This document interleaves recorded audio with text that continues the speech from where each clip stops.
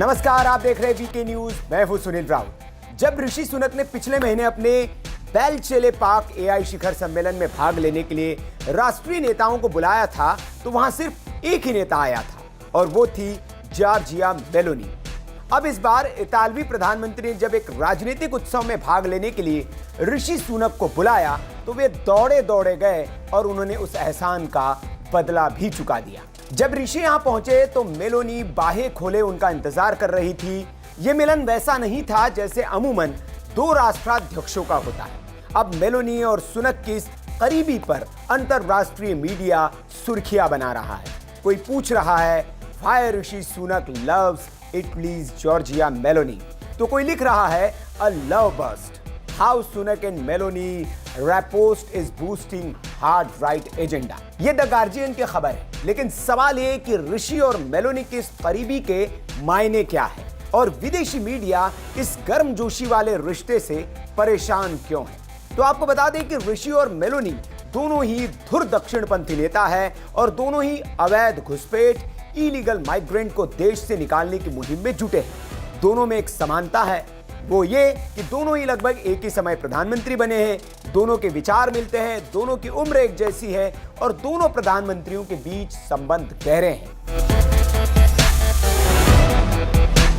और उनके करीब रहने के ठोस राजनीतिक और कूटनीतिक कुछ कारण भी हैं। दोनों नेताओं को एक दूसरे की जरूरत है, भले ही अलग अलग कारणों से।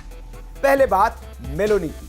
मेलोनी जिस गर्मजोशी से सुनक से मिलती है, उतनी ही गर्मजोशी से वे पीएम मोदी से भी मिलती है और उनकी मुलाकातों की तस्वीरें तो इंटरनेट पर रिकॉर्ड ब्रेक कर रही है।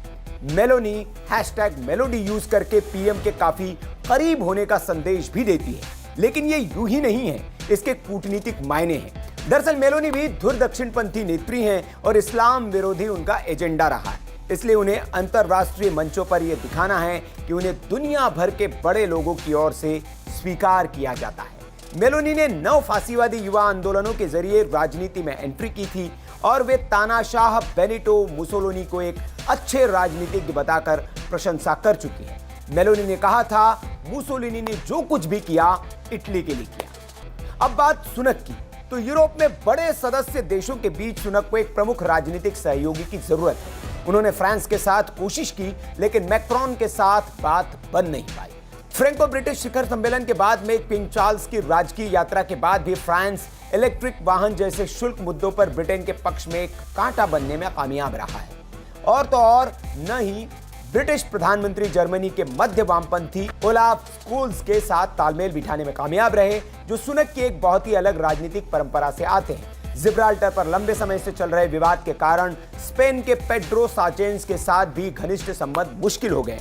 लेकिन इटली के साथ सुनक के विचार भी मिल रहे हैं और दोस्ती भी गहरी हो रही है। इसलिए उन्हें यूरोपीय परिषद में मेलोनी के तौर पर एक अहम सहयोगी मिल गया है। इधर मेलोनी की बात करें तो ब्रदर्स ऑफ इटली के नेता के रूप में जिस पार्टी की उन्होंने 2012 में स्थापना की थी, उसका मेलोनी ने एक कट्टर राष्ट्रवादी एजेंडा निर्धारित किया है, जिसमें इलीगल माइग्रेशन पर लगातार फोकस किया गया है और आगाह करती रही है कि इटली यूरोप का शरणार्थी शिविर बन सकता है, जो इटली के लिए खतरनाक है। और इसी मुद्दे पर सुनक की और मेलोनी की एक राय है। दोनों देशों की समुद्री सीमाएं होने के कारण इटली और ब्रिटेन इस समस्या से जूझ रहा है और शरणार्थी इनके देश के लिए संकट की स्थिति पैदा कर रहे हैं, लेकिन इनके खिलाफ लड़ाई लड़ रहे हैं। वे अपने देश की अदालतों से भी लड़ रहे हैं और विदेशी ताकतों से भी, जो उनके देशों में शरणार्थियों को ठूस कर स्थानीय निवासियों के हकों को मारना चाहते हैं। इसलिए ऋषि और मेलोनी की जोड़ी बेहद करीब आ रही है और दुनिया की निगाहें इसलिए उन पर टेढ़ी भी हो रही है। खबर पर आपकी जो भी राय हो, कमेंट करके हमें जरूर बताएं। मेलोनी की और ऋषि सुनक की जो केमिस्ट्री और उसके पीछे की राजनीतिक कूटनीतिक जो मंशा है, उस पर हमारा ये विश्लेषण आपको कैसा लगा, ये भी आप जरूर बताएं। नमस्कार।